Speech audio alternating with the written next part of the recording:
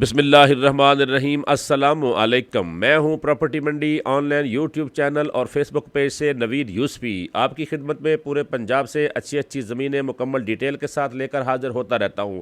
आज जो ज़मीन है सिर्फ इसकी मैं आपको थोड़ी सी बातें बताऊं। यहाँ आलू, गोभी, स्ट्रॉबेरी, गन्ना और बेशुमार फसलें यहाँ पर होती हैं।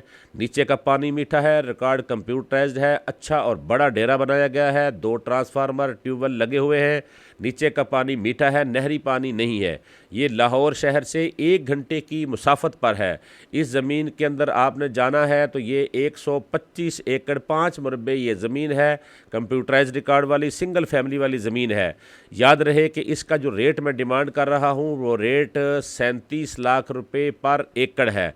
जिस साहब ने ये ज़मीन ख़रीदनी है मुझसे लाहौर में मुलाकात करें या अपना तारफ़ सेंड करें। इसके अंदर मुझे किसी प्रॉपर्टी डीलर्स को इन्वॉल्व नहीं करना।